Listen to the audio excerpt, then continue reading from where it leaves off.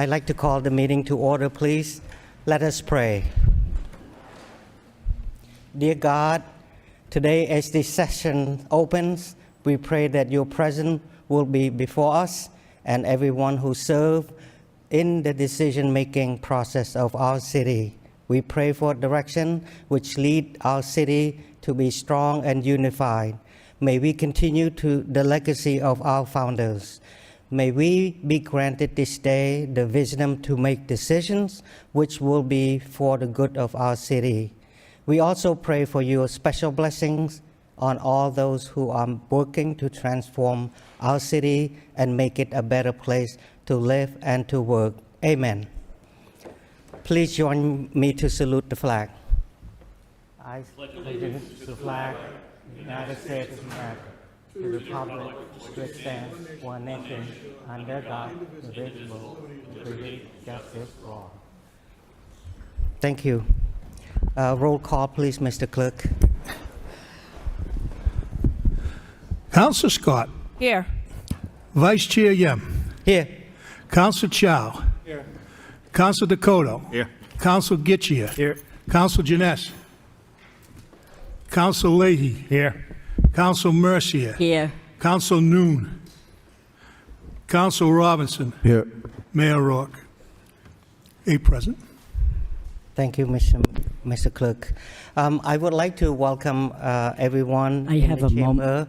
and those who watch at home. Mr. Mayor, of I the have a Lowell moment of City, silence. the Lowell City Council meeting. Yes, any moment of silence. So, do. thank you. Thank you so much, Mr. Vice Mayor. Thank you. I'd like to offer a moment of silence in Docking Chamber for Eugene E. John Vale. He was the beloved husband of Lucille Susie Vale, to whom he was married for 51 years. He was born in Lowell and received his education in Lowell schools and was a graduate of Lowell Trade School. John proudly served his country in the United States Marine Corps as an EOD tech during the Vietnam War. Prior to his retirement, he was employed for 40 years as a firefighter for the city of Lowell, which included time with the hazmat unit, investigations and fire prevention. He was also the first hazmat team coordinator for the Commonwealth of Massachusetts. John coached and refereed local area basketballs for many years. In addition to his wife, Lucille, John is survived by his 2 sons, Raymond J. Vale III and Briston R.J. Vale, Bridie Kinsley, and 9 grandchildren and 1 due in August. 3 great-grandchildren, 2 sisters, Rachel Vale Dusham and Trudy Vale Michelle, and many nieces and nephews. He was also the brother of the late Raymond Vale, Barbara Vale Peace, and Florida Vale Cullen, brother-in-law of the late Roger Dusham, Ray Michelle, and Teresa Muldoon Vale. We offer our sympathy to his family, relatives, and many friends. I'd also like to offer a moment of silence in Docking Chamber to all those who passed away since our last City Council meetings. May they all rest in peace. Thank you. Thank you. Mr. Clerk, dim the light, please.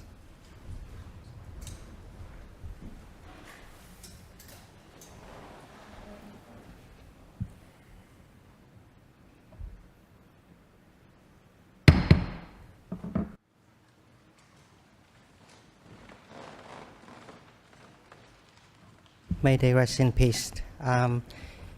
Next is the mayor's business. 2.1, communication, remote, Zoom participation. Motion to accept and place on file by Councillor Scott, second by Councillor Mercier. All in favor say aye, all opposed say no. The ayes have it, motion passed. 2.2, citation. It is my honor on behalf of colleagues, the entire City Council, that we would like to present this citation to Elijah Langlaise, the Eagle Scout Project. Mr. Langlaise, if you don't mind, just step up to the to the podium. Right. Let me read the citation. for you, and then you have a chance to say a few words. Citation. Be it hereby known to all that the City of Lowell in the Commonwealth of Massachusetts hereby offer its sincerest congratulations to Elijah Langlaise on attaining the rank of Eagle Scout. Elijah Langlaise, whose dedication and commitment to Eagle Scout and the City of Lowell have been exemplary, a lifelong member of our community and an active participant in the baseball and softball community of Pawtucketville. Eli has shown remarkable initiative, leadership in his Eagle Scout project. For his project, Eli chose to construct 3 handicap accessible picnic tables and strategically placed them on the ball field, a place close to his heart and where he and his family have spent countless hours. These tables, located at McNamara and LeBlanc and Montbleau fields, will serve as a gathering place for families of all abilities, enhancing their experience at the park. This project is not just a testament to Eli's skill and hard work, but also his thoughtfulness, consideration for others, and his commitment to inclusivity.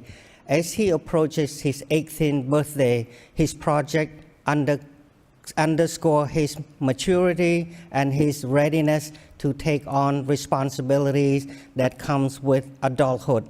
Eli Project has made a significant contribution to the PYO baseball, softball, and now Lowell Youth Baseball and Softball community, of which he and his family have been longtime members.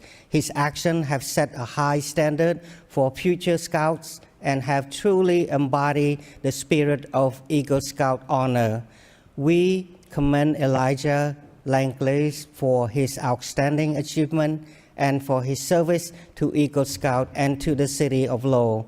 His action has made a lasting impact on our community and will continue to inspire others for years to come.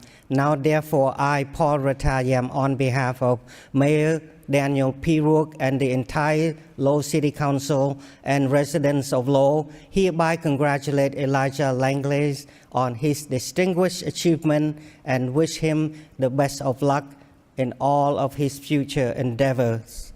Given these 14 days of May 2024, signed by myself, Paul Ratayam, Vice Mayor, on behalf of Mayor Daniel Rourke and the entire City Council. Congratulations, Eli.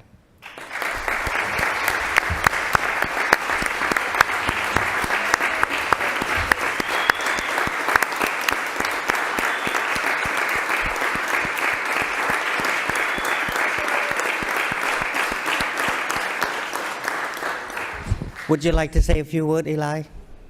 Thank you. I really don't have anything else to say other than that. So I would like to invite your family, come up and we present this and have a picture taken.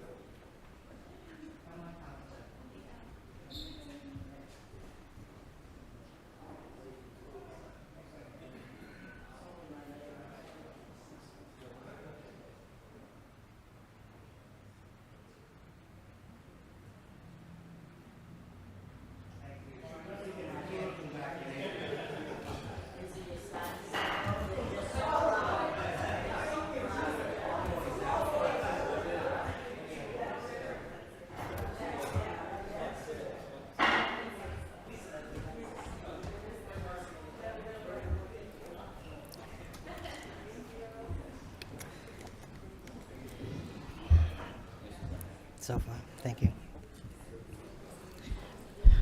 Mr. Mayor, are we going to get into the, Let me do the clerk first with quick one, Okay, and then sure, yes, sure, ma'am. thank you. Thank you. City Clerk 3.1 minutes of transportation subcommittee meeting May 7, City Council regular meeting May 7 for acceptance. Motion to accept and place on file by Councillor Getchia, second by Councillor Councillor Leahy. All in favor say aye. All opposed say no. He's easy The to motion forget. passed. Thank you. He's easy to forget, Mr. Vice Mayor. Don't worry about it.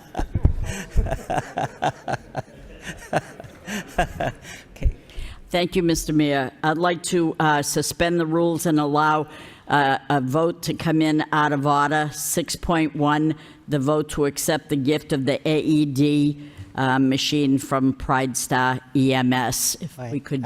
Second by Councillor John Dakotas. Okay, go ahead. 6.1, vote to accept a gift from AED machine from the Pride Star EMS. Mr.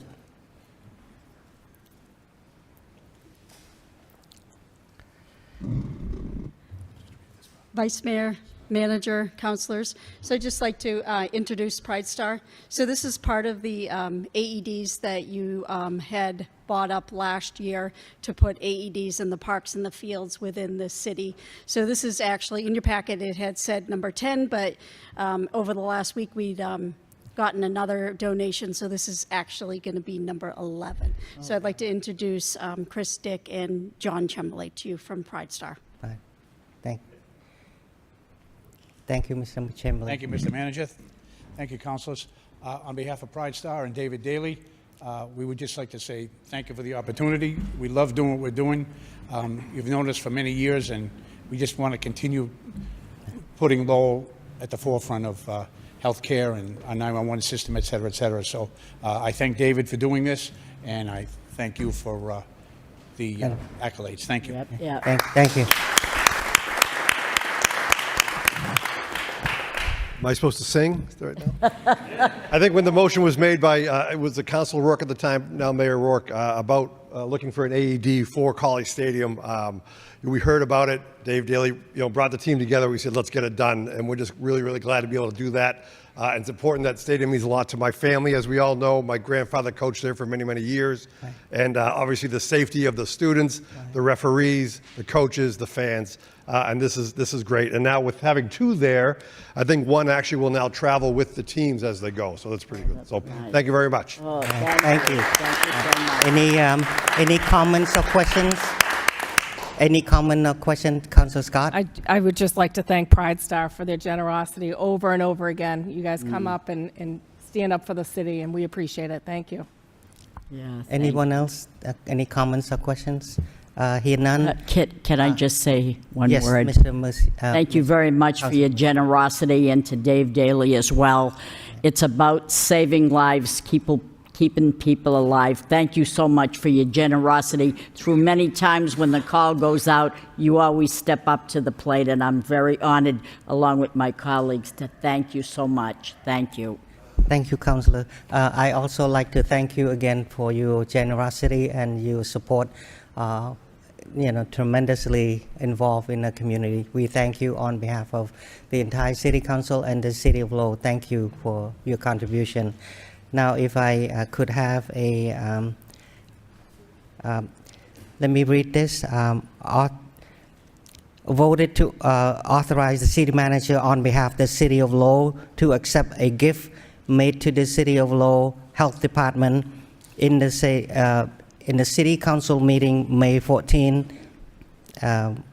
Read it. Motion to adopt. Motion to adopt by Councillor Scott and second by Councillor Chow. All in favor? No, roll call. Roll call, please. Yes. Councilor Scott. Yes. Vice Chair Yem. Yes, here. Councilor Chow. Yes. Councilor Dakota. Yes. Councilor Getchia. each step. Counsel Janess. Counsel Leahy. Yes. Counsel Mercier. Yes. Counsel Noon. Counsel Robinson. Yes. Mayor Rourke. Motion passes. Yep, yep. Thank you, Mr. Clerk. Now we go back to our original meeting agenda, so bear with me, please.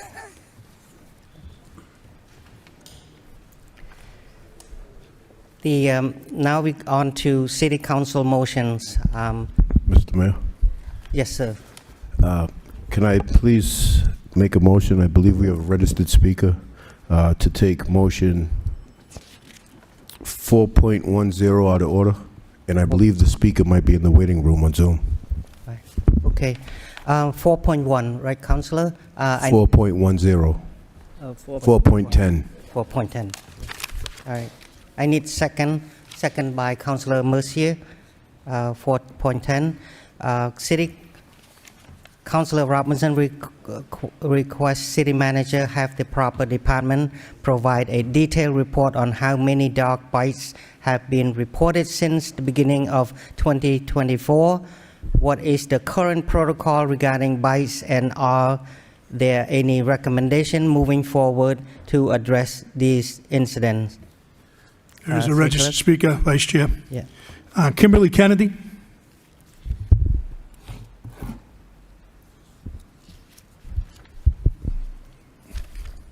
Hello? Yep, go ahead. Yes, sir. Go ahead, Ms. Thank you. Thank you so much for the opportunities to speak today on motion 4.10.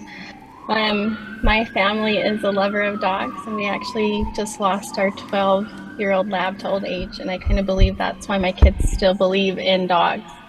My son was recently mauled by an Akita in our backyard, and since this has happened, I've been unable to obtain clarity on the process for when a dog bite happens within the city. Also, please keep in mind that I'm talking from a mama's perspective, looking to keep her kids safe.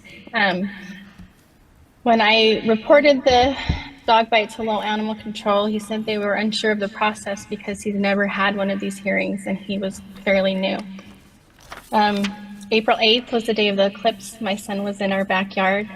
He went to see if his glasses worked while I was loading up the car to go watch the eclipse. The Akita came into our yard. He was kind of wagging his tail, looking friendly. And as soon as he came up to my son, he kind of like pushed him and tripped him, knocked him onto his stomach, and grabbed him with his teeth, his whole entire back. My mother-in-law was holding my son's hand, so she was literally right there, and she was able to get the dog off of him immediately. And I saw the whole thing happen, and I can't get it out of my head. So I guess my question is, what makes the dog dangerous? Does the fact that the dog came up wagging its tail and then he attacked make him dangerous? Does having a negligent dog owner make him dangerous? So I believe that negligent dog owners make good dog owners look bad, and I believe having a process in place will persuade irresponsible dog owners to just be a little bit more responsible. We moved to Lowell in October, so this is a new city for us. My husband's from here. He was so excited to be able to raise our kids within the city. The dog owners were told multiple times to keep the dog away from my kids. The dog actually bit my daughter in the arm in October. We didn't report it because we didn't want to cause any problems. And the dog stalked my son at Easter, and we were telling the dog owners, hey, don't let the dog out here. And instead of telling the dog to go in the house, they'd be like, oh, he's a good boy. Oh, he's a good boy, while he's actively trying to attack my kids. So I believe that they're not following all of the responsible protocol that would have if you have a dog of such a dangerous manner. So since this incident, I've heard other people say this dog was attacked, but there's no evidence. But I don't understand if a dog was attacked if there's not evidence at the city. So I just don't understand what the process is for evaluating a dangerous dog. Do we wait and see? Do we run some tests? And one more thing. My son, I asked him if he had anything to say, and he said he's just sad that he can't play in the yard with any of his friends because the dog is outside still. So since this has happened, they put up a fence, but this is only because I called animal control. I made a report, and I don't know if they're doing it to keep the dog or to keep us safe. So I'm just hoping that there is some protocol, and then was that protocol actually followed in my son's case? Thank you so much for the time today. Thank you, Councillor Robinson. Thank you. As you could hear, this is a resident that's fairly new to our city, raising a family, attended our neighborhood group. This is where I first heard the story. And this isn't the first incident I've heard. And I know there is a policy in place. I know in the past, I think it was clearer to a lot more people. And that's why I put this motion forward, because as you heard the speaker, it's not looking to condemn anything or anyone. It's trying to say, what is our policy? So residents and pet owners alike are clear on this. If your dog bites somebody, this is the procedure and policy in place, and it should be standard. What are best practices? What do other communities do? So, I mean, again, to be told from an officer, as we heard, animal control officer, which I'd like to clarify is a civilian, but they work with LPD, to be told by animal control that they were unclear of the policy, for whatever reason that may be. How are you responding to a dog bite if you don't even know the policy then? So, I mean, I think we have some work to do in this area, and it's not to penalize anyone. I think it's just, let's look at this challenge in front of us. I think we can identify that we do have a problem, and let's work to correct this problem and get everyone on the same page. So now, moving forward, everyone is clear. And I think that's a valid question. What would define a dangerous dog? Is it from a negligent owner, or would it be the individual animal? So, I mean, I think there are a lot of questions here. And if anyone can speak to this or promptly reply, greatly appreciated. Thank you. Any comments? Yes, Councillor Chair. Thank you, Councilor Yim. I believe state law is there is a 10-day quarantine period for any dog that bites or scratches a human being. So whether it's at home or somewhere else, I believe that's what the state law is. It isn't I don't believe it's a municipal law. Most places just follow the state law, I believe. But if the manager has any insight on that or not, but if you would share that. Right. Through you, Mr. Vice Mayor, Right. to the manager or Assistant City Manager. Is that Councillor the Leahy. case? Councillor Leahy and then Councillor Mercier. Thank you. Yeah, what I wanted to add is, through you to the manager, so obviously this isn't the first time I've heard this sitting as a councilor, but we should have policies and procedures in place so as we change managers, directors, police chiefs, whatever, right? We should have these policies in place that who's ever in charge of dealing with this should know what the protocol is. So if we could get that straightened out first, that would be the main thing. And then again, as Councilor Gitchia said, whatever the state law is or the city law, let's follow it. But, if your dog bites, and you got to deal with it. So it's not a good thing to have. Thank you. Councillor Mercier. Thank you, Mr. Vice Mayor. Through you to the young lady speaker, was the dog quarantined for 10 days? Because that is a law, and was the dog quarantined? Yes, ma'am. I believe the dog was quarantined in the house. However, when I talked to animal control, they told me they just put a notice on the door. So nobody talked to the owners or evaluated the dog. So I believe the dog was quarantined, yes, but I don't know when the evaluation part So happened. did the dog have his shots? Because that's very important. Yes, ma'am, he did. Oh, yeah, but we like to know what the protocol is after that. That you can't just have a dog go around biting people.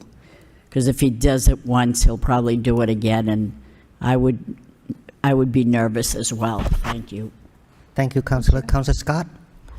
Thank you, Mr. Vice Mayor. So our code, obviously, this has come up on the floor quite a few times through the years. It's very detailed what the policy is of the city about nuisance dogs. But it says a complaint may be filed by animal control or a police officer in writing to the hearing authority. Do you know who it doesn't list who the hearing authority is. Do you know who that would be? You can reply in the response, but I'm just curious how this is. It says that if a dog is deemed a nuisance or dangerous, then they can apply to the hearing authority. So if we could just clarify that, thank you. Mr. Manager? Thank you very much, Mr. Mayor. Through to the council. Council, as we will start working on this in a fast manner. I do know that the chief has looked at this, and I'm pretty confident we do have policies in place in regards to dogs that act non-friendly. So we'll make sure that we have this policy in front of everybody, as well as that the appropriate protocols were followed in this manner as well. We'll try to get that for the next meeting. Thank you, Mr. Manager. Councilor Robinson? Thank you, and I thank you, Mr. Manager. And just glimpsing at the existing ordinance or policy that's on the books, it's very long, very wordy, very detailed, and I think that's part of the reason I put in on part of this motion is, are there any recommendations moving forward? So I mean, I say let's let our police department, who oversees animal control, take a look at this and make some suggestions if they think we need to tweak this ordinance that's in place and bring it back to the council as part of this report, because I think we're all on the same page with this. Let's clarify it, and then once we come up with a solid, clear policy that we can stand on and everyone understands, maybe it might be an informational piece that needs to get out to the public. So thank you. Thank you.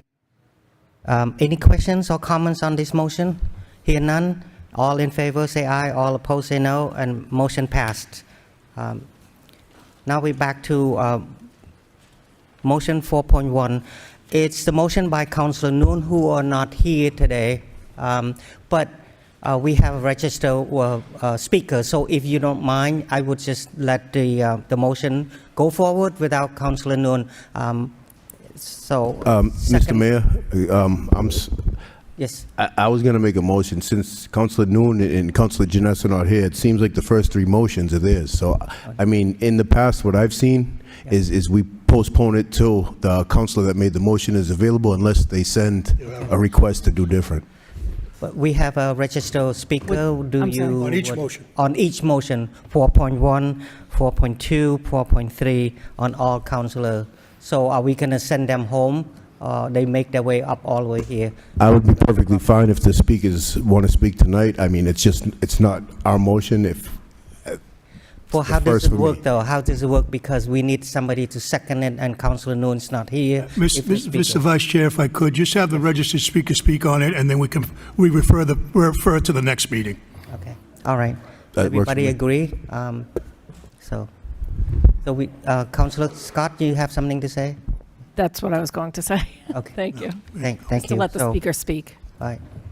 So then we then bundle this motion, and then we will refer that to next week, but allow the speaker to speak, registered speaker to speak today on those motions, right, Councilor Scott? Yeah. Yeah. Okay.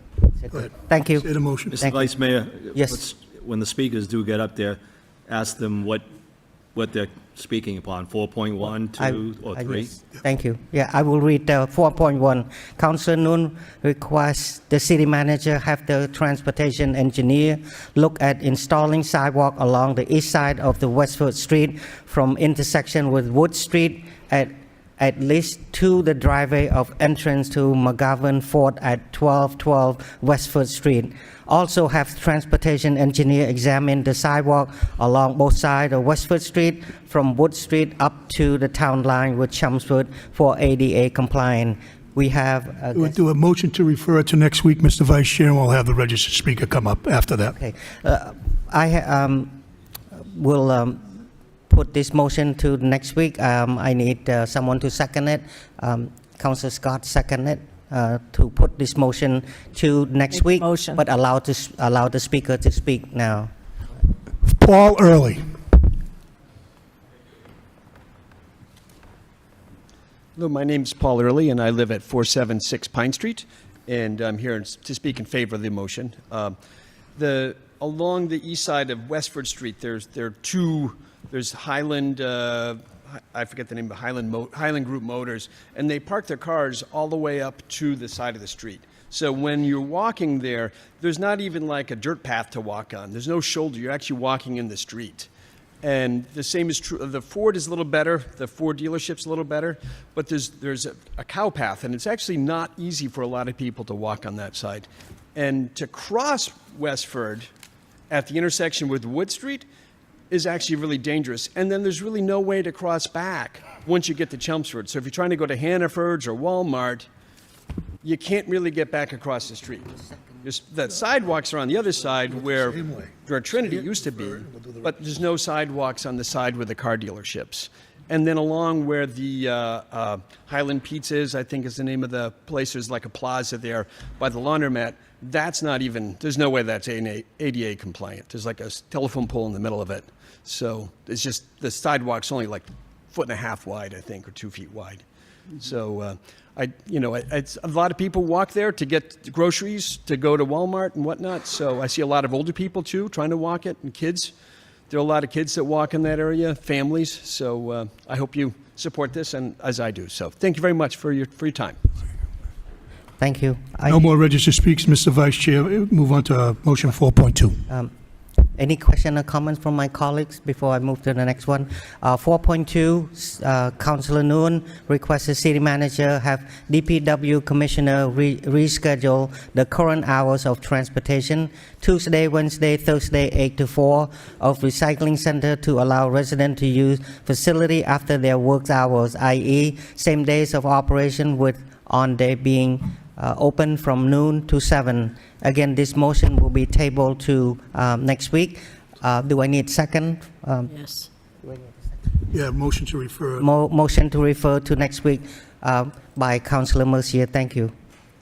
Registered speaker, Mr. Vice Chair, is on Zoom. One, Pachilda Kim. Hi, can you hear me? Yep. Yeah. Awesome, thanks so much. I would actually like to hold my comments until next week when Councillor Nguyen is present. Would that be okay? Yes, you just re-register next week. That'll be fine. Yep, will do. Thanks so much. Thank you. Second, Victoria Vuz. Hi, Victoria Boys, 265 Dutton Street. I'm here to speak on 4.2 and 4.3, but I can also hold till next week or next time. Okay. Just make sure you re-register for next week as well. Right. Okay. All right. So that means, thank you. So I'll go to 4.3. Yep, now go to 4.3, read it and refer it. Right. Oh, you don't have to read it, just refer it. I'd like to refer 4.3 to next week as well. I need a second by Councillor Chow.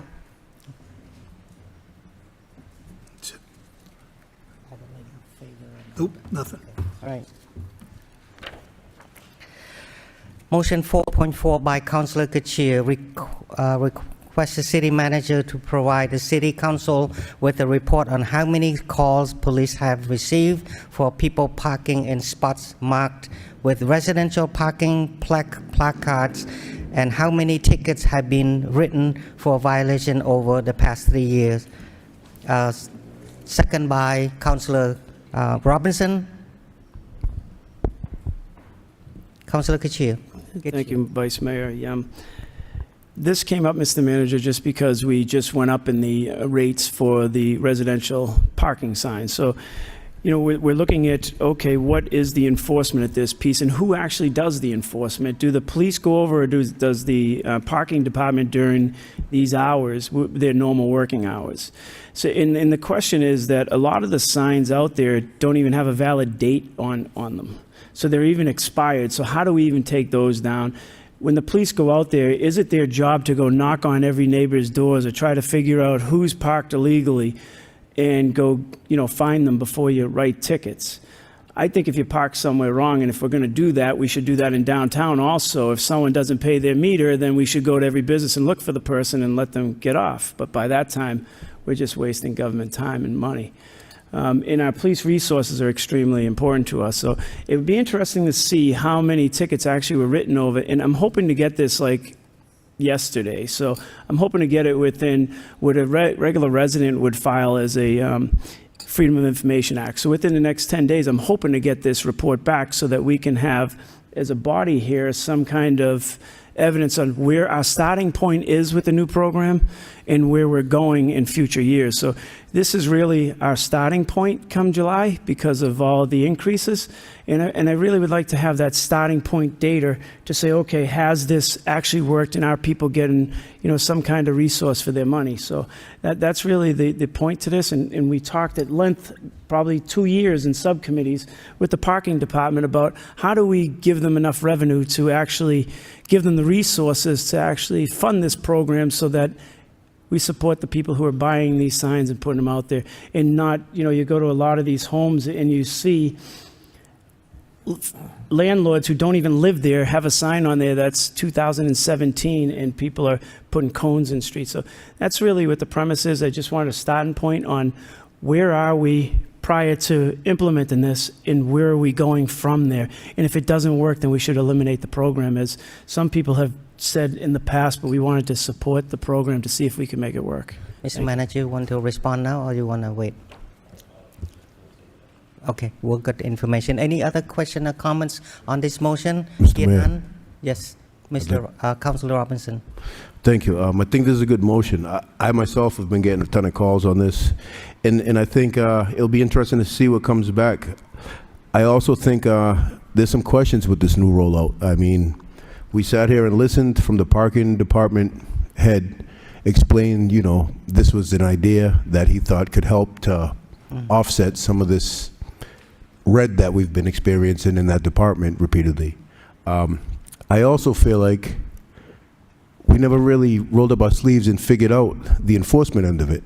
And so people are saying, with the fees going up, all of these things for placards, where's the enforcement coming with it? Now, if realistically, if we can't, as my colleague said, if we can't provide the proper enforcement that goes along with the fee, we could find ourselves having to reevaluate. So is it parking enforcement that can also additionally help out? I know there was discussion about extending hours of work for our parking enforcement officers to go out into the neighborhoods. There's a lot of things around this. So it's almost like we rolled this program out, which I agree. We needed to look at our fee structures and increase in many areas because we are bleeding. But it almost feels like it wasn't thought all the way out, and we're still looking to fill some of the gaps that we need to really be rolling out an effective, efficient program. So I'll be curious to see what comes back. Thank you. Any questions or comments on this motion? Hear none. All in favor say aye. All opposed say no. The motion passed. Motion 4.5, Councillor Goodcheer requests the city manager update the city council on restroom repairs at the city hall. Second by Councillor Dakota. Councillor Goodcheer. Thank you, Vice Mayor Yem. Mr. Manager, this is just about, as you walk through the building, you can see the construction going on. Where are we? How long is the construction going to be? And what is the outcome we're looking for in this case, so that everybody, the public who comes in here, can see the advances that are going on and what are we doing to get them up and running. That's all this is about. Thank you. Any comments, questions? Hear none. All in favor say aye. All opposed say no. Motion passed. Motion 4.6, Councillor Goodcheer requests city manager provide a report on all the positions fully or partially funded by ARPA, American Rescue Plan Act, which departments they are in, and the future plan for the plans for position. Second by Councillor Mercier. Councillor Goodcheer. Thank you, Mayor Yem. Again, through you to Mr. Manager. The reason why we put this forward is so that we could be fiscally responsible. Some of these positions hopefully will not continue after ARPA is gone, because I don't know that we can continue to put them on the tax base. And we're wondering, what positions are those? How do we look at this? How do we break it down before the budget? And that's why I put this motion in back on March 5th, and we haven't really seen any response, because I'm sure that it's going to be part of the budget process, but I wanted it separate so that I could do that earlier and understand where we were going in it. in the budget process. I just think it's fair to understand what positions actually touch Opera, what are their value to us. As we heard the other day, that, you know, with the technology subcommittee, we're looking at a presentation that's going to increase one of the departments by $2 million that we're going to go to the Opera funds to control right away. And that's a cost to us. It's a reoccurring cost on one-time monies. And I just want to make sure that we understand that all these positions were put in place, what are their values, and what are we cutting to hold these positions, because we can't move on with all these positions that are created. And I'd just like to see all the lists and see exactly what are they, what are the costs, where are we going? Because even though we see in the budget, we all see a cost for a salary. What we're not seeing is there also a cost, and we do see it in another way, for the health care and the benefits that go along with it. And I think that those are important pieces when we start looking at the monies. Thank you again. Any questions or comments on this motion? Hear none, all in favor say aye, opposed say no. The motion passed.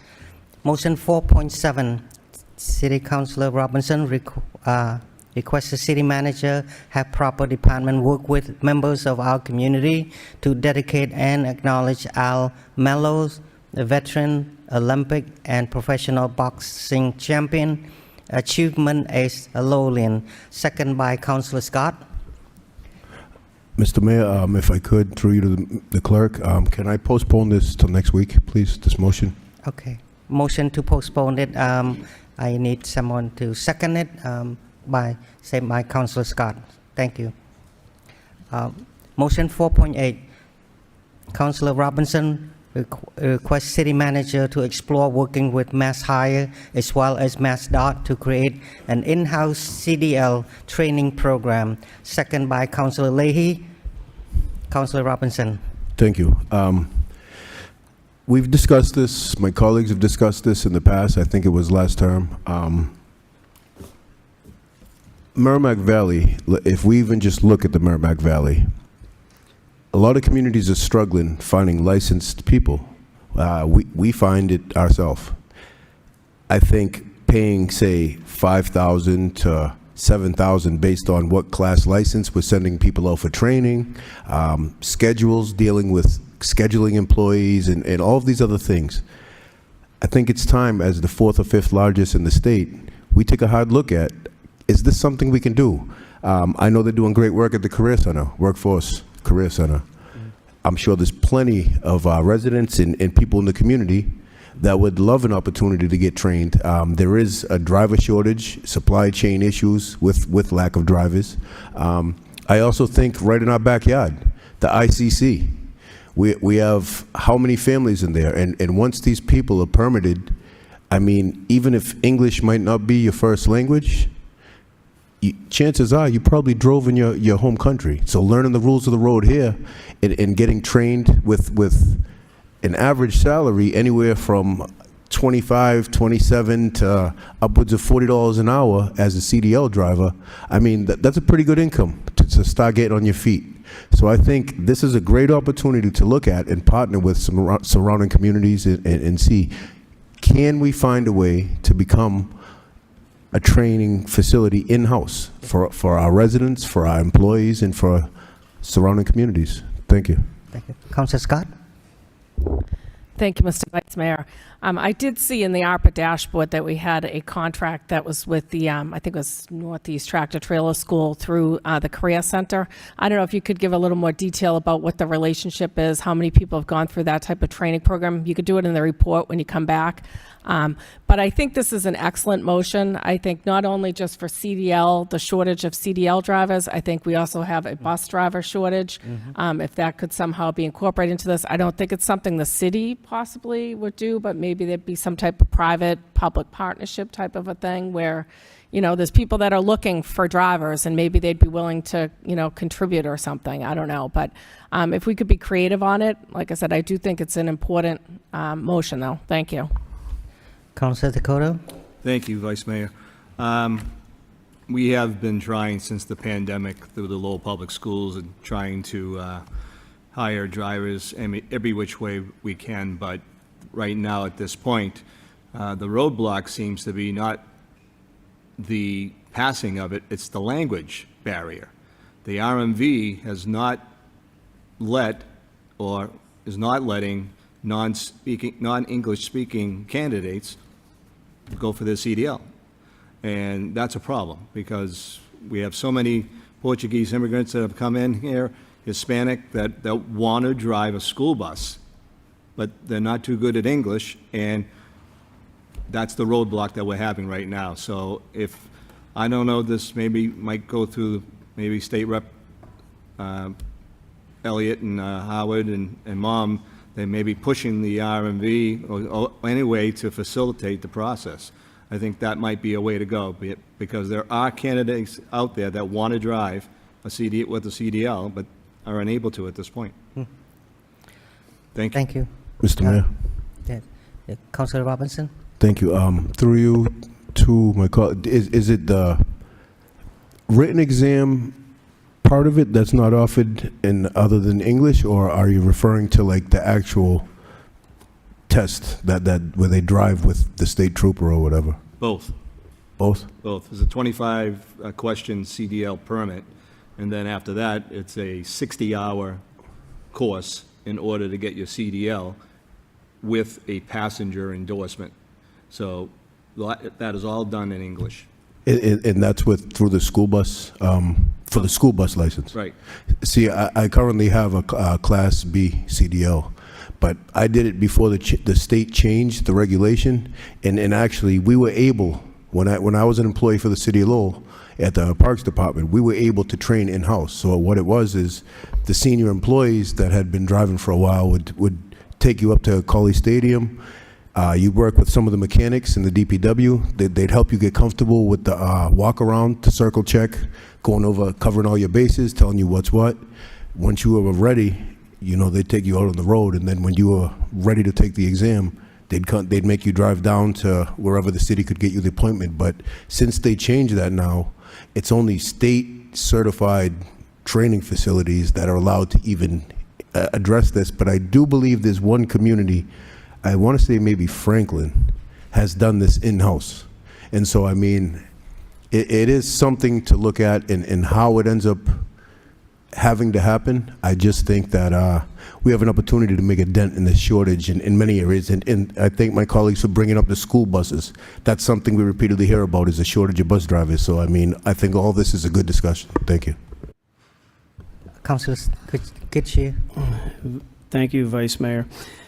I think we're confusing two things here. One is when you take the permit test, you can just walk in the registry and take a CDL permit test. But the other part is when you get trained to take the road test. The town of Franklin has done this. We talked about this 2 years ago when Nancy McGovern was here. Nancy was looking into this, and we were trying to get this set. All you had to do was register with the federal government, and they would put you on a registration list, and then you just needed a certified trainer as a CDL person for the city.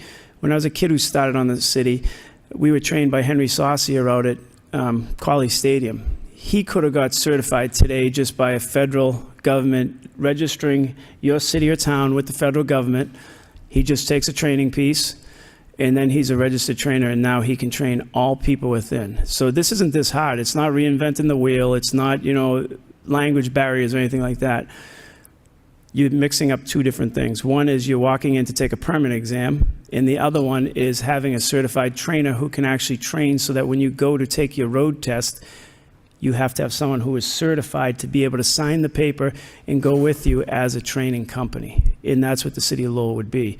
It really isn't this hard. The town of Franklin, you can pick up the phone and call them, and they've been doing it for roughly the 2 years. So I think it's a great motion. We put it on 2 years ago. I agree with the manager on what he did. He did the fast route, was get to the Career Center and get them to start training people and try to get that in. But this is more about our employees as we start hiring people for the city of Lowell who do not meet the hiring qualifications of the CDLs. We got the water department that only has one person with a CDL right now. I don't know how you fix a water main break with one person unless they're going to drive back and forth and try to drive, multiple trucks. So we hired people without the skill set. How do we get them to the skill set during their work hours? Because, if they have downtime, they can get trained. That's what Henry Saucier did many years ago for the city of Lowell for many employees. So I think it's a very important piece to have is in-house training, because you can actually do it on days when it's raining out or other times like that when you can get over to it. So I think it's a very good motion, and 2 years ago we tried to get this going, but I think with all the pieces moving along, it was low on the radar. Thank you. Thank you. Any question or comments on this motion? Hear none. All in favor say aye. All opposed say no. Motion passed. Motion 4.9. Councillor Robinson requests the city manager facilitate a sit-down conversation between our council and the university regarding the LINK project. Second by Councillor Mercier. Councillor Robinson, please. Thank you. I brought this forward because I think, and first I'd like to start off and say thank you to Chancellor Chen.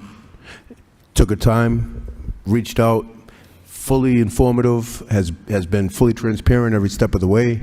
I think it's a great project. I think everybody's been communicating very well. This is a request based on, now that they kind of rolled out the public campaign and made people aware of this, I know myself, and I'm sure my colleagues as well, I've had quite a bit of questions, and people have had some time to think it over, and I just think a sit-down casual conversation could possibly address a lot of the questions that the residents might be approaching us councilors with. Just, again, keeping the transparency and keep the information sharing going to the public. And again, I think we're all very supportive of this project, so thank you. Any comment or questions? Hear none.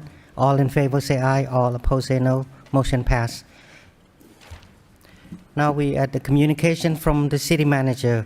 5.1 motion respond. Letter A, motion respond by myself, and I just want to say thank you for a great report, and I'm looking forward to 4th of July to party. Thank you.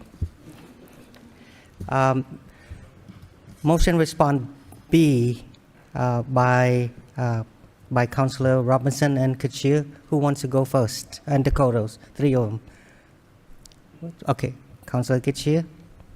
I wish these two motions weren't put together, because I would like to ask to the manager that we hold off on the Livingston Ave and Winona Street area until the university is actually in, and not do a 60-day trial when they're not in, because the parking situation changes rapidly. So if we could just, through you to the traffic engineer. Sure. Right.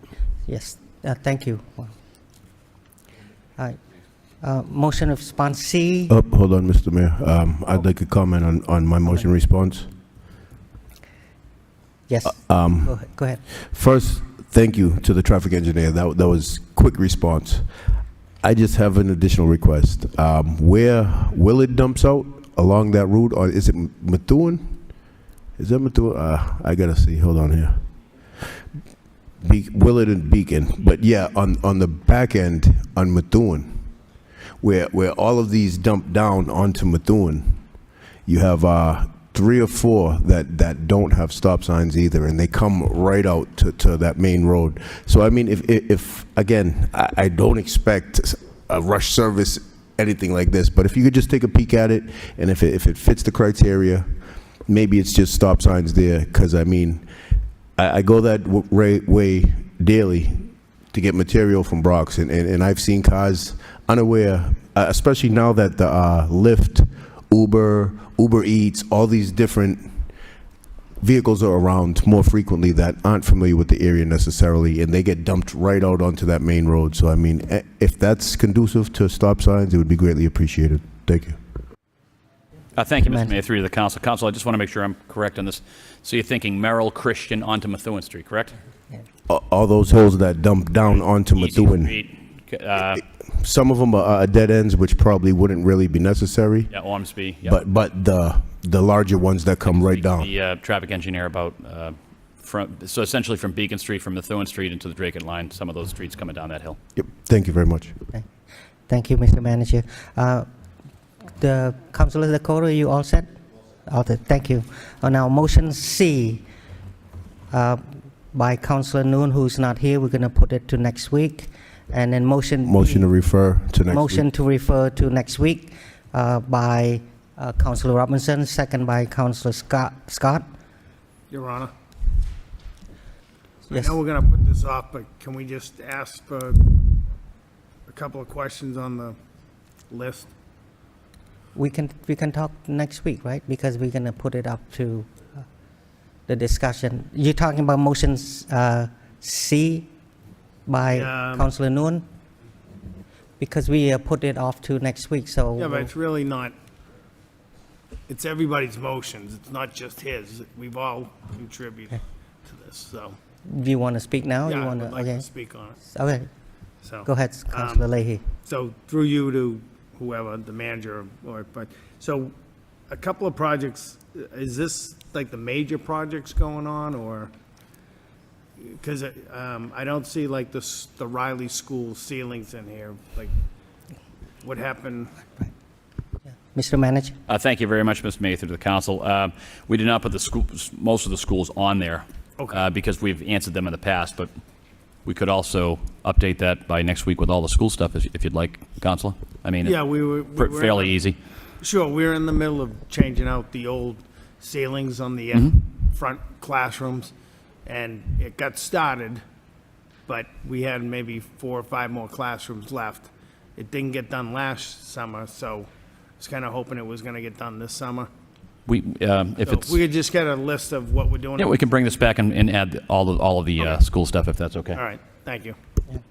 Thank you. Motion D, Councillor Scott? Thank you. Just thank you for the response, and I look forward to the regular updates. Thank you. Motion E, motion response E, Councillor Janess is not here, so may I make a motion to put it to next week by Councillor Chow and second by Councillor Dakota. Motion response F, water bottle filling station at the rally by Councillor Getchia. Thank you, Vice Mayor Yam. Through you to the manager, so who, in the bottom of it, it says, per the school department, the water bottle filling station project should be completed in all schools before the start of the 24-25 school year. Are we in charge of it, or are they in charge of the program? Go ahead. Thank you, Mr. Mayor. The school department's overseeing the project. Why, when it's our facility and it's our plumbing? It was ESSER funding was used, and they procured the contract, and Ricky Underwood has been overseeing it. My only question to it is our plumbers looking at this and making sure that they understand what these units do, or is this something that we just offset it to them? Are they working together?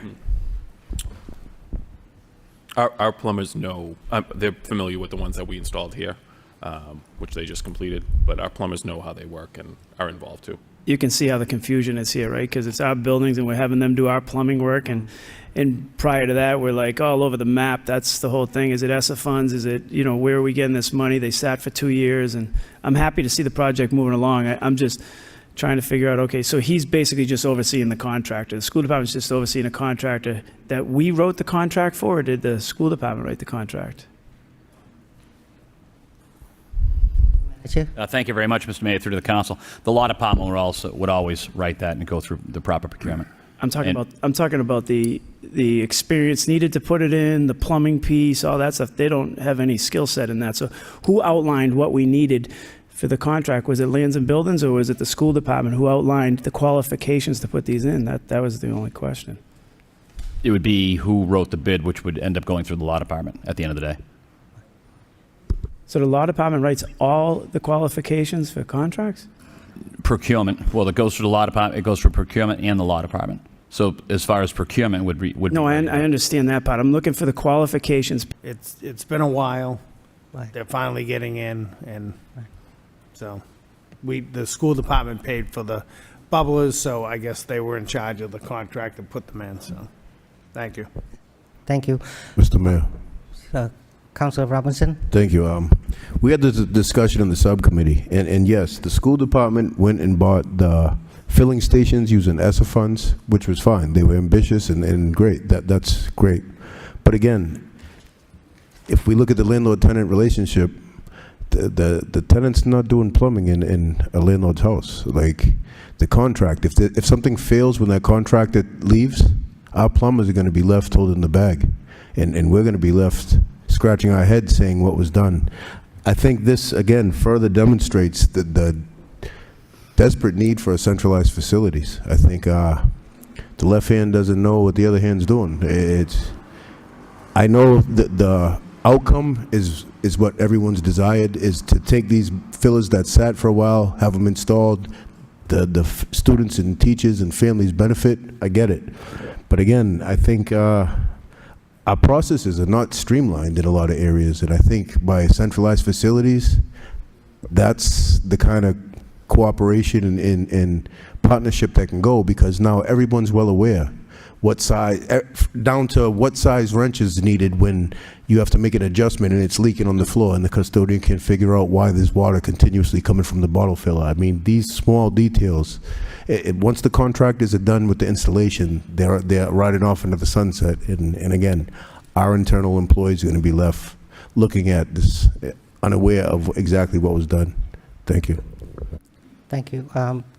The last motion respond G, double polls. Councilor Leahy and Councilor Scott, which one you want to go first? Councilor Scott can go first, ladies first. Lady first, thank you. Councilor Thank you, Scott. Councilor Leahy, and I know how important double polls are to I you, know. to let me go first. You've That made is- many motions throughout the years on these double polls.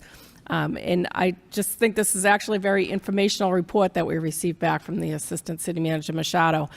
There's a state law that the polls have to be removed within 90 days, but there's no penalties for not doing it. So it's a law with no teeth at all.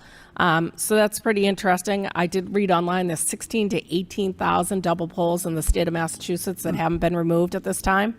I know there's some in my neighborhood that are actually quite dangerous. There's cars that have hit them and the bottom is knocked off and it's just kind of like hanging attached to the other pole, leaning sideways. So I do think that it is an important thing, even though we make jokes a little bit about it, how they don't look very appealing either. And it does say that there's a bill with the state legislature to try to add a fine or a penalty for it. So I don't know, I think maybe a motion asking to send a letter to our state delegation in support of this would be appropriate. So I'd make that in the form of a motion. Thank you. Motion second by Councilor Leahy to send letter to our state delegations. Thank you. Now I'd like to. Can I make a comment? Can we? I'm going to speak too. I let her go first. Go ahead, Councilor Leahy. Thank you, Your Honor. No, I agree, and this is something that the governor's working on also, because it's National Grid is just, they don't really care. There's protocol, it never gets followed. These things should be gone within months, 90 days, 90 days, 90 days. Switch the poles out. It's just, it's not acceptable.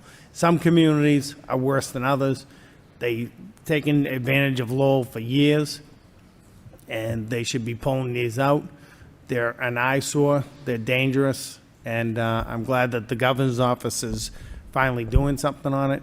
But it is something that National Grid and all the other big communication companies have to be aware of, and they have to be held accountable because they just don't give a damn. Today I was on the line for close to an hour with National Grid. You just wait, and wait. They don't care. So we speak up in Lowell here, and we'll get something done. Thank you. Councilor Chow? Mr. Machado can go first. Mr. Machado. I just wanted to add that I was at an MMA event with Councilor Leahy, and the governor spoke about moving forward on this legislation, and Councilor Leahy did a backflip when he heard this. He was very excited that there was going to be enforcement on this. Councilor Shah? Thank you, Mr. Mayor. Councilor Leahy brought an important point, actually, about the National Grid or Verizon and not paying attention to all the needs of the community here. But every other week or so, I see members of either National Grid or Verizon come ask for a permit to do different projects throughout the city. When they're not paying attention to our needs, is there a way when their representative come to make a request for public works in the city, can we somehow get the attention to all this situation in our city, through you, Mr. Mayor, to the city manager? Mr. Manager or Mr. Machado?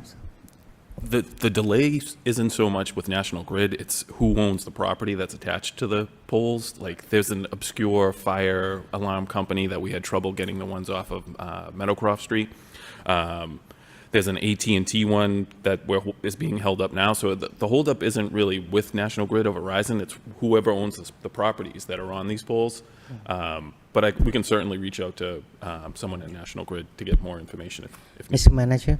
So once again, to follow up, every wire on the pole, whether it's Verizon, AT&T, it's their own personal property that no one else can touch.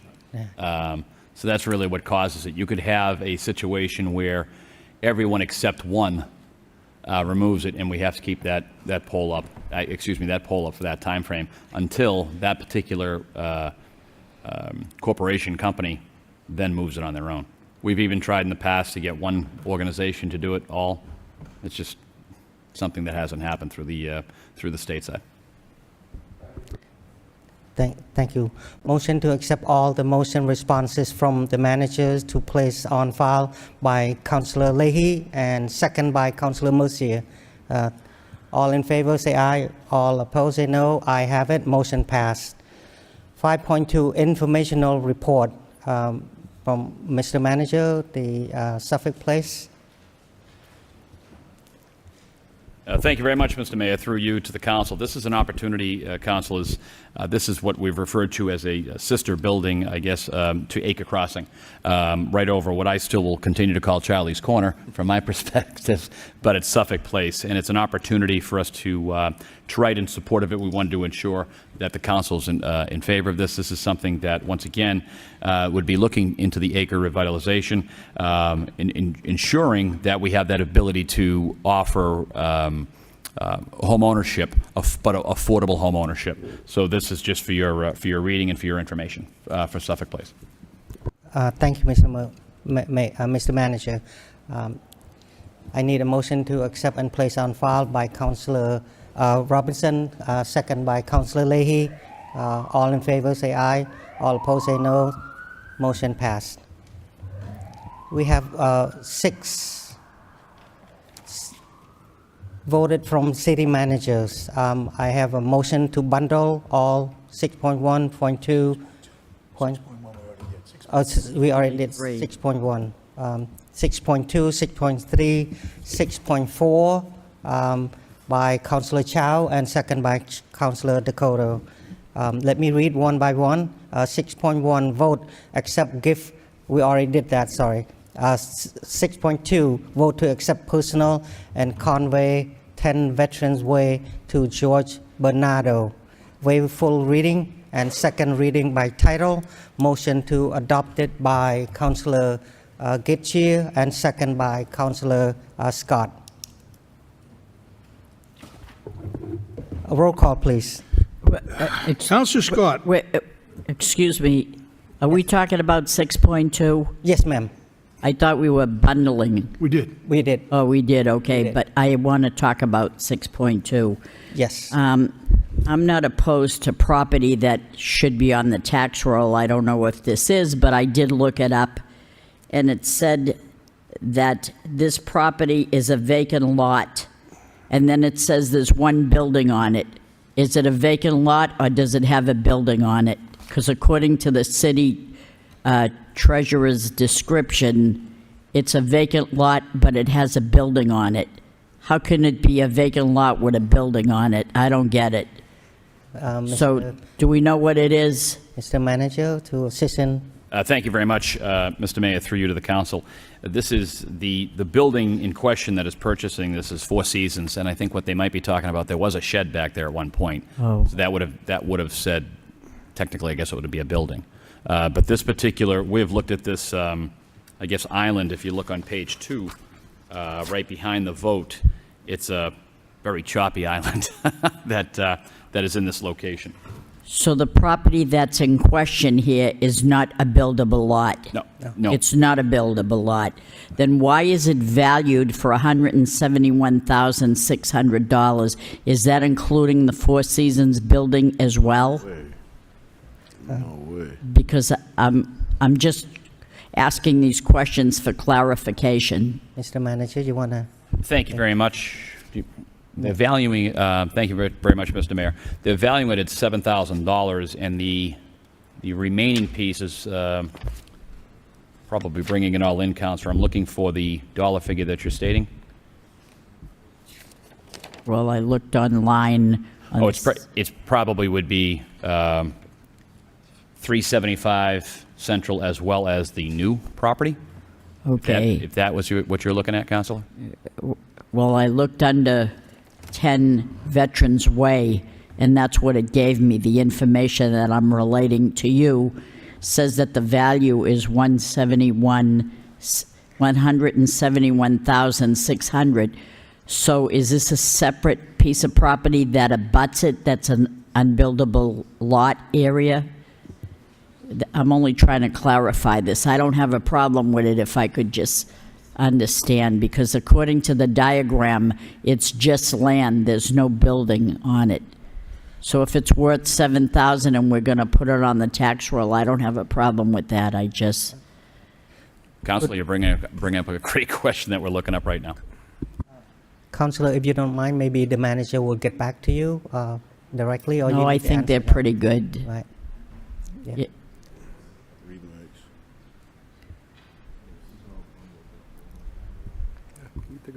Counselor, what we're looking at here, there was an order in 1999 that split the property away from everything.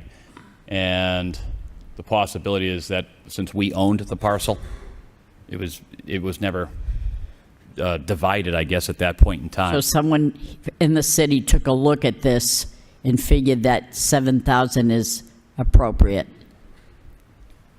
If I may, before this price was created, it's based on an appraisal that we got. And an appraisal. So we hired an appraisal to Okay. do an independent appraisal of this particular funny-shaped lot. But it abuts the Four Seasons then? Correct, yes. Okay. So who's going to own it? Any connection to the Four Seasons? Yeah, yes, it is the business owner. All right. And just to clarify, the reason that this request came to the city All right. from them, and they were hoping to add some additional fencing around the property. And so beautiful. that's what Okay. what initiated this process. That's right. Good. Thank you so much. Thank you.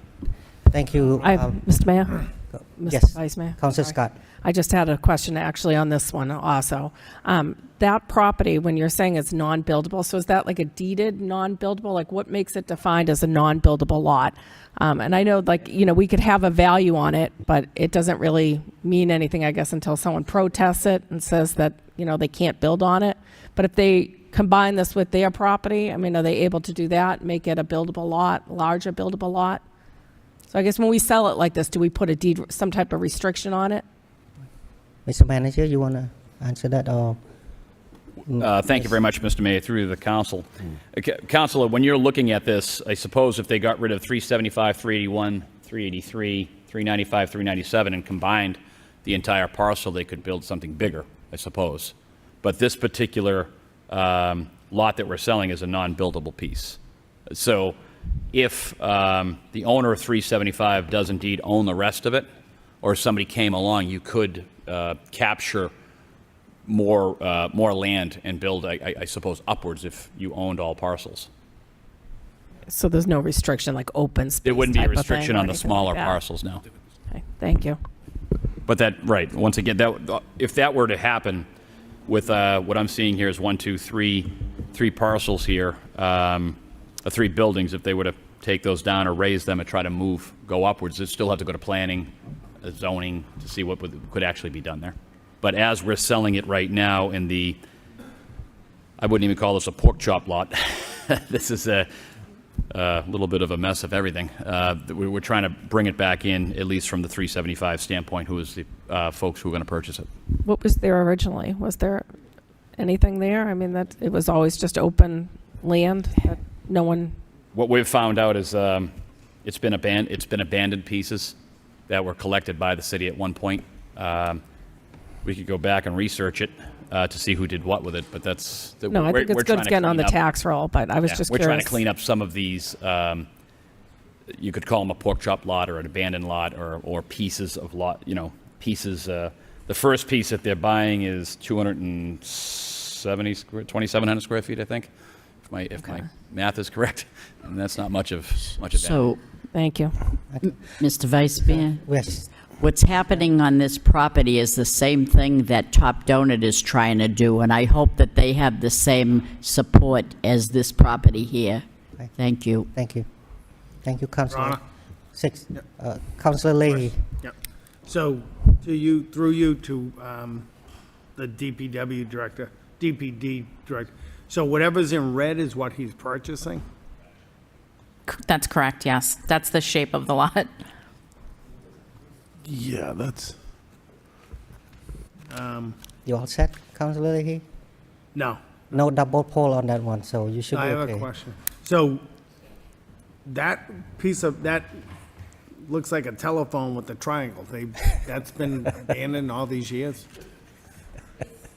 I'm sorry, it's city-owned property. And so we've been maintaining it as sort of like an island right now. Yeah. The adjacent property owner from the Four Seasons approached us. They've had some issues with people accessing their property, camping out sort of on our property, adjacent to their property, that has created just some problems for them. And so they approached us when they realized that we were the owner of the sort of perimeter of that island, essentially, of that stretch of the road, and asked if they could buy it with the intention of essentially expanding their fencing area to more secure the surrounding of their business. All right, it just seems funny. So Four Seasons is right on the corner, the 1160-64.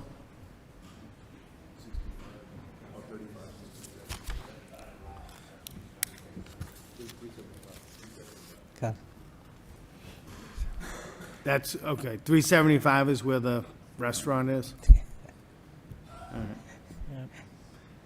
It just seems all set? odd, I don't know. You all set? Why wouldn't Councilor we Leahy? split it up to each parcel and give everybody just the back? Okay. We put it out for RFP. He was the person who responded. All right. It just seems odd. I just hope we don't get bit in the end on this, because it just seems really odd piece to own, so. All right, thank you. Councilor Leahy, Councilor Robinson. Thank you. Something just seems off. I used to maintain this when I was an employee, and 381, 383 here, they utilize that space for parking. I know that for sure. They pull up. This is, I think, the fair way. This parcel sold 1983 for $87,000, and we're going to let this whole piece go for $7,000 to one person when you have three. It looks like three people that abut this property. I don't agree with doing that. I think, for one, we're selling ourselves short on this property, big time. For two, there's no way. I mean, being familiar with that area, having to maintain it while it was a park, that's not only used by, say, 375 up top there. All these other are constantly using that, and there was a little parking lot next to that with a fence. So I don't understand how in '83 it sold for $87,000, and we're dumping the entire parcel for $7 many years later, where real estate is at an all-time high. Mrs. Scott, you still have questions? And then after that will be the managers. No, I was just going to comment that it did go out for the process. It was put out there to anyone that wanted to come forward on the property. It does just look like green space to me that we have to maintain at this point in time, so I'm in support of it, but thank you. Mr. Manager, you still want to respond? Just to answer the question, we were just looking this up. I thought that was true. The person that owns 375 owns all the other parcels. So. Thank you, Mr. Manager. 6.3, vote accept expend $133,600. I thought the four one. Did we just take a vote Yep. by bundling all of them? We did. Yes, We it did. was a motion, the motions were bundled, and there's a motion on the floor to adopt all of them. Okay. Could I? So roll could I- call. Could I make a substitute motion? Yes. That we separate 6.2 from the bundle and bring it back at a future date so that people can understand what is going on over there? If that's what the Motion council wants to do. to take that out of 6.2. 6.2 out of the agenda. Mr. Mayor. Take off the agenda. Mr. Vice Mayor, through you to Yvonne Bias Rose, an RFP went out not just to 375, it went out to all the abutters, did it not? So this particular property, just given the size, was too big for a yard sale, so we could not entertain the idea of doing a direct disposition. So it was put out for an RFP, and this is the owner who responded. And if I understood, Did the other people that abut it, were they aware of this being out there? it's this. Oh, it's the same owner for all of the adjacent properties. So all of the, it's the same all owner. properties that are showing on the map that are surrounded by this particular Yes. property are owned by the person who responded to this RFP. What is the problem? So I withdraw, Roll- I roll withdraw call. the substitute motion. Roll call. Roll call on the Roll call, please. Yeah. What do we have in front of us, Mr. Vice Chair? We got a motion by Council Getchia, seconded by, He would, Councilor Kitchia withdraw his motion to, do you withdraw the 6.2? Just listen to the I believe there was a motion by Council Getchia, seconded by We don't have a second by Councilor Mercier. Mercier to remove item 6.2 from the agenda and bring back at a later date. Now can I withdraw that substitute motion as the Right, clerk has just right. stated? I'd like to withdraw that and just go back to the original. Sure. Yep. So, All right, now that we're back, we need a motion to adopt 6.2, 6.3, and 6.4 that have previously been bundled. Right. that- Roll call. we already, roll call. Need the motion. Motion to Need the adopt. motion to, Second. to put it back. Second by Councilor Dakota, so. All right, we have a roll call. Council Scott, Yes. Vice Chair Yem, Yes. Council Chow, Yes. Council Dakota, Yes. Council Getchia, Yes. Council Janess, Council Leahy, Yes. Council Mercier, Yes. Council Noon, Council Robinson, Yes. Mayor Rourke. 7 orders from the city manager. 7.1, order 60-day trial. Waive full reading, second reading by title. Motion to adopt by Councilor Chow and second by Councilor, If I could, Mr. Vice Chair, I think there's going to be a motion to delete part of that order. all right.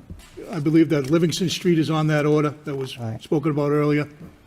So do I have a motion to take it off? Yeah, if you Actually- entertain one. Actually, we're Table. gonna keep it on.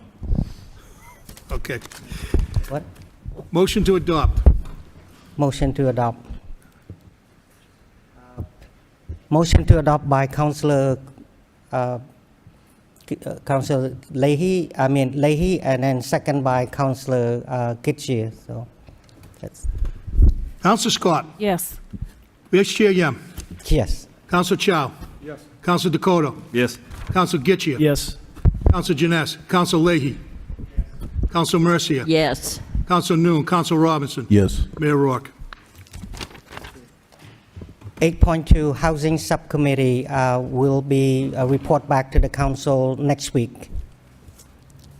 Number 9, petition. Transportation Subcommittee, Mr. Mr. Vice Mayor, Yes, yes, sir. at 8.1, 8.1, sorry. 8.1, the Transportation Subcommittee. You like to report it now? yes, please. All right. The Thank you. Transportation Subcommittee met on May 7th. The item on the agenda was a motion by Councilor Robinson requesting the city manager have the proper department provide a detailed update on what is the city's policy on construction vehicles parked on public streets, what are the recommended adjustments needed, and what is being done to enforce any and all current policies regarding this. We met last Tuesday. Present were Councilor Janess and Noon, Councilors Getchia, Robinson, Yem, and Mercier, Transportation Engineer Liz Altman, Chief Hudon, and Officer John Spinney. Councilor Gitchier, I had opened the meeting, Councilor Gitchier noted the need for enhanced parking policy in neighborhoods as more trucks are being parked on streets, and that affects the quality of life and safety. Councilor Gitchier noted the need to define commercial vehicles under the policy. Councilor Janess noted the definition needs refinement to adjust to type of vehicles being parked and questioned how the existing definition was developed. Councilor Noon noted the policy may need an adjustment, but there must be a balance to protect working people. Councilor Mercier noted some business owners are overburdening the system. Councilor Robinson noted the need to work, but the congested areas in the city are heavily burdened by truck parking on the street, and that cities should explore alternatives for them. Officer Spinney outlined the definition of commercial vehicles, noting the state adopted the federal regulation and that it differs from commercial plate regulations. Officer Spinney recognized the escalation of parking and that it is an everyday challenge. Councilor Gitcher commented on a comprehensive Revere ordinance, which it may have some bite to it. Councilor Janess commented on the number of complaints regarding this issue. There was a motion by Councilor Janess and seconded by Commissioner Noon to have the city manager request the law department update the weight requirement for commercial vehicles, research and draft enhanced measure regarding regulating commercial vehicles parking on streets, including review of fines. Councilor Gitchier commented on the need for these vehicles to be registered in the city. I'd say that this is a point of progress. Thank you. Any questions, comments? It's waive the full reading, second reading by title, motion to adopt by Councilor Chow and second by Councilor Dakota.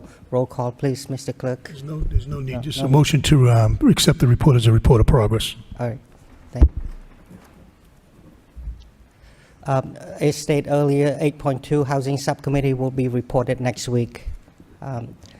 Petition 9.1, claim 2 property damage. Yes, Councilor. I make a motion to combine 9.1 to 9.4. 9.1 to 9.4. Bundle. Second by Councilor Robinson. Just read them.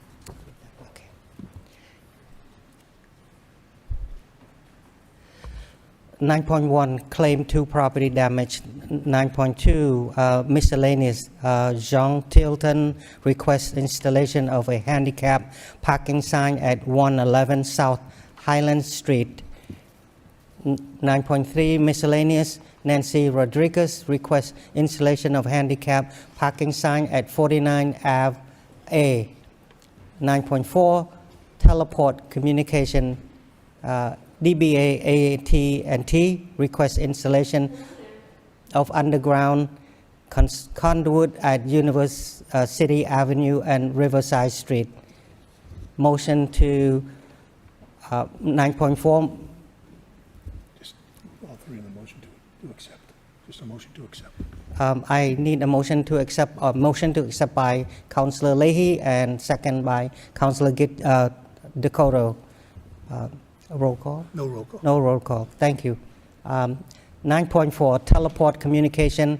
DBA AT&T requests installation of underground conduit at University Ave and Riverside Street. Motion to refer to public hearing on May 28, 2024 at 7 p.m. by Councilor Chow and second by Councilor Mercier. All in favor, say aye. All opposed, say no. The ayes have it. Motion passed. Thank you. Any announcement? Mr. Manager, please. Thank you very much, Mr. Mayor. Through to the council. Council, if it's all right with you, I'll just give you the update that I just received in regards to the motion response about the water filling stations. Is that okay? I have all the information as far as Fitzmyer and Tocci with the engineers that completed the design and the bid docs. The school's obviously solicited through the purchasing department, and the Gaffney Corporation, who's worked over the high school, Robinson Riley, and the freshman academy are the ones that are putting it in. If that's okay, or if you would like me to put that into a written response. My concern, Mr. Mayor, with the whole piece is that if somebody is going to service something, they should be involved in the conversations. That's all. It had nothing to do with any of that. It's just when we start getting into these big programs and processes, the people who have to actually do the services should have input on what's going in, what are we doing, and not the other way around. It had nothing to do with your administration or anything like that. It just came down to, is the school department putting things in that we don't have input in on, because and we're the ones who service it, that's all. Because many times you get into these issues where people will come in and say, well, I didn't pick that thing, I don't like working on this thing, and it causes a headache, that's all. That was the whole point to the process. Councillor Mercier? Thank you, Mr. Vice Mayor. I'd like to say that on Friday, June 7th, I was asked by the Mahoney Family Fund, about Dr. Hugh Mahoney, Ruth, and the son John, that on Friday, June 7th, from 8 a.m. in the morning to 8 to 10 a.m. at Long Meadow Golf Club on 165 Havilah Street in Lowell. There will be a discussion, free breakfast and discussion featuring State Rep Tram Nugent, Democrat of Andover, Stacy LeBlanc, CEO of UP Institute, Detective Miguel Quinones, Lowell Police Family Department Service Unit, in a discussion about signs, symptoms, and solutions of child abuse and domestic violence. Anybody interested in that? That is on Friday, June 7th. The family asked if I would announce it, so thank you. Thank you. Any other announcement? I have one. Yes, okay. Miss Melissa. Thank you. I just wanted to announce that the Busker Series is starting back up this Friday, May 17th. We have 2 locations, Derby Park and Mac Plaza. And if it is raining, they're going to relocate to Warp and Weft. So that there's more information on lakelowell.com. But Friday begins at 6 p.m. So just wanted to let you know. Thank you. Any other announcement? I have one. On behalf of the entire City Council, we want to wish Ms. Bay Rose a happy and healthy birthday.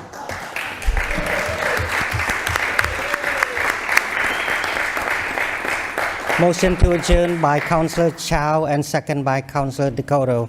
All in favor, say aye. Aye has it. Good night. I have never seen a redder face in my life.